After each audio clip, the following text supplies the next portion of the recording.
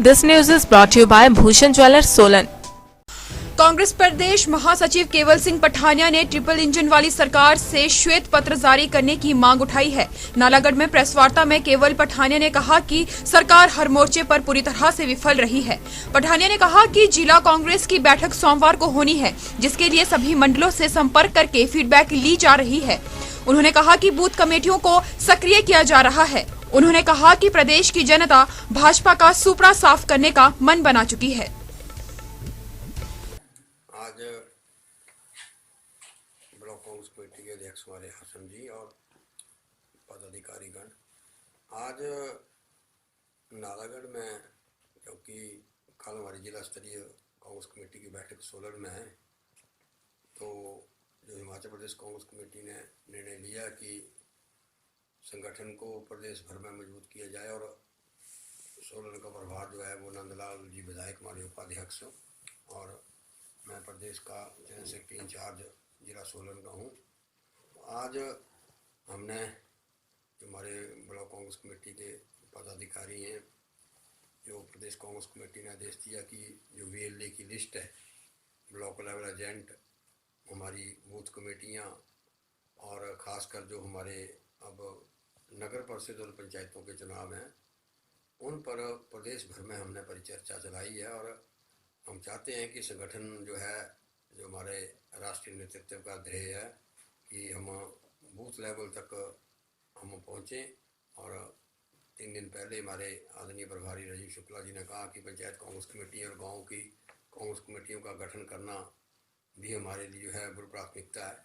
तो उसको लेकर आज हमने अपनी बातचीत रखी है और अध्यक्ष से अभी पर चर्चा चल रही है। जिस तरीके से इन्होंने ब्लॉक लेवल एजेंट के और बूथ कमेटियों की लिस्ट जो है वो सबमिट कर दी है, लेकिन उसके बावजूद भी अगर वर्तमान चुनावों को मद्देनजर रखते हुए अगर कोई अमेंडमेंट डिलीशन या एडिशन करना, उस पर परिचर्चा हम करेंगे।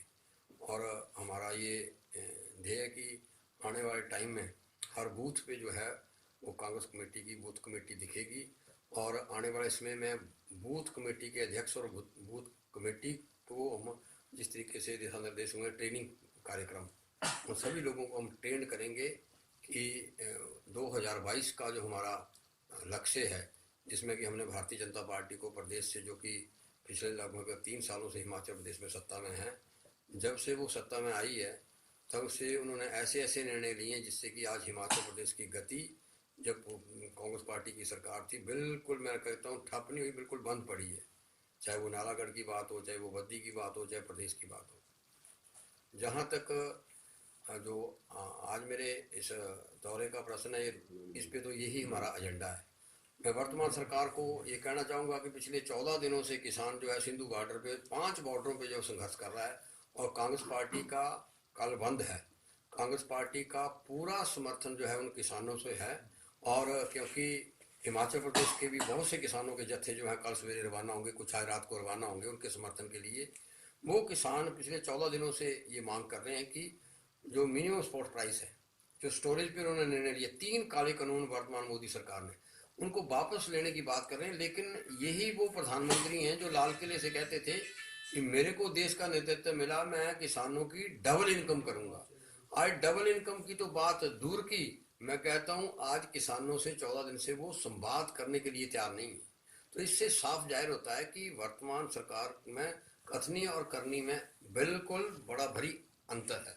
किसान लगभग जो कल हमारे पूर्व अध्यक्ष राहुल गांधी जी का जो आज स्टेटमेंट आई है, 11 लोग ठंड से मर चुके हैं। आपने देखा होगा इस वर्तमान प्रधानमंत्री ने जब जब निर्णय लिया, चाहे वो नोटबंदी का निर्णय था, चाहे वो GST का निर्णय था, मतलब एक तानाशाह के रूप में, और अब किसानों में जो 3 काले कानून लेके आया है, तो वर्तमान कांग्रेस पार्टी उसके साथ कंधे से कंधा मिला के खड़ी है।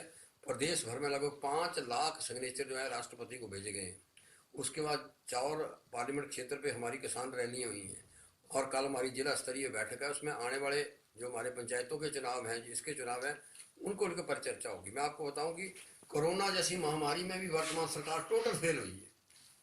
जब मैं कहता हूँ जब लॉकडाउन करना चाहिए था, जब वो जो सारे इंतजाम करने चाहिए थे, तब इन्होंने वो किया नहीं।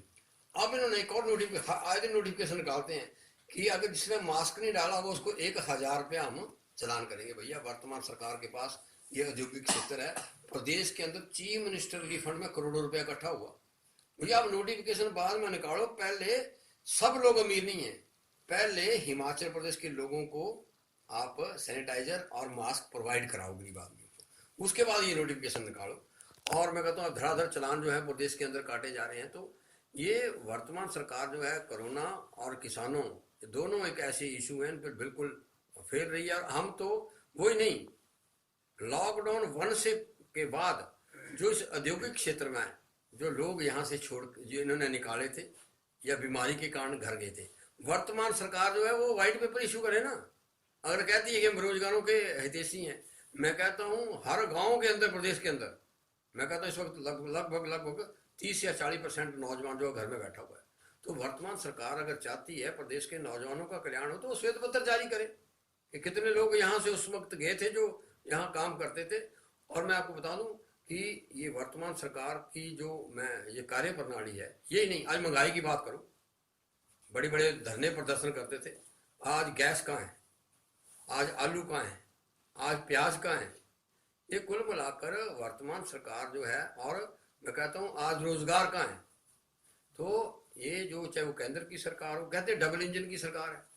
अब कल मैं परसों की स्टेटमेंट पढ़ रहा भारतीय जनता पार्टी का, ये बड़े ट्रिपल इंजन की सरकार है। भैया नड्डा भी है, जयराम ठाकुर जी हमारे मुख्यमंत्री हैं, नड्डा जी राष्ट्रीय अध्यक्ष हैं, आदरणीय प्रधानमंत्री मोदी जी हैं। कृपया मेहरबानी हमारे को श्वेत पत्र जारी करो। ट्रिपल इंजन की सरकार में हिमाचल प्रदेश में क्या रेल आगे गई? हिमाचल प्रदेश में बेरोजगारों को रोजगार मिला? या हिमाचल प्रदेश में central university, IIT, all India medical institute, IIM Nahan, ये जो चीजें आई हैं, ये जब UPA 2 गवर्नमेंट थी तब आई थी। ये ट्रिपल इंजन की सरकार 6 साल में क्या हिमाचल प्रदेश को दे पाई है? वहां को छोड़ो, नालागढ़, बद्दी, परवाणु, ये सोलन एरिया है, सोलन एरिया में कौन सा नया प्रोजेक्ट लाए हैं? हाँ, अगर ट्रिपल इंजन सरकार होती है, मानते कि कहीं जो एक्साइज पे हमने रिलैक्सेशन दे के रखी हुई थी उस रिलैक्सेशन को हम कंटिन्यू करते।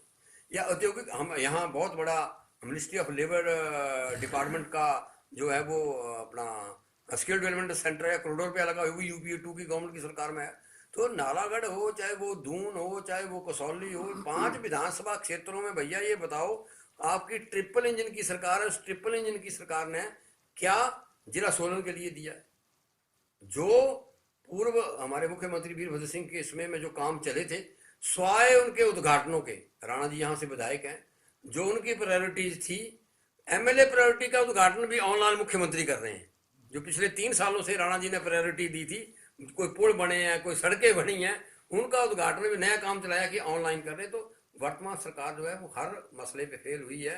आज ब्लॉक लेवल पर, आज जिला स्तरीय लेवल पर जो है वो कांग्रेस पार्टी अपनी रणनीति बनाएगी। और हमें पूर्ण भरोसा है कि हिमाचल प्रदेश की जनता जो है ये आने वाले पंचायत समिति के चुनाव, आने वाले हमारे नगर परिषद के चुनाव, जिला परिषद के चुनावों में जो है भारतीय जनता पार्टी को जो है हिमाचल प्रदेश की जनता जो है वो पूर्ण जो है वो उसका विरोध करेगी। और वो उसके रिजल्ट आपको दिखाई देंगे कि भारतीय जनता पार्टी ने जो 3 साल में काम काज किया है उसकी जो है वो रिजल्ट जो है आने वाले इन चुनावों में है। तो सर, जैसे कि किसान बिल जो केंद्र सरकार लेके आई है, उसका जो प्रभाव है पंचायती इलेक्शन में भी पड़ेगा? मैं कहता हूँ हर गांव में पड़ेगा।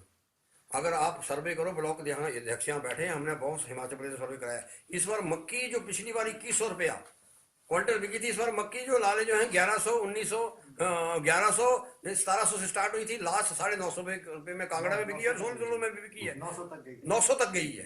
ये फीडबैक है इसका। ये हर गांव में कहता हूँ, ये नालागढ़ नहीं, हर गांव में इसका इम्पैक्ट है। हम कृपा मेहरबानी कहते हैं अन्नदाता को आपने छेड़ा है और कांग्रेस पार्टी का नहरा है, अन्नदाता का ये अपमान नहीं सहेगा हिंदुस्तान। तो हम तो अभी भी विनम्र प्रार्थना करते हैं, सरकार को इनके साथ बातचीत करनी चाहिए और जो 3 काले कानून है उनको वापस लेना चाहिए।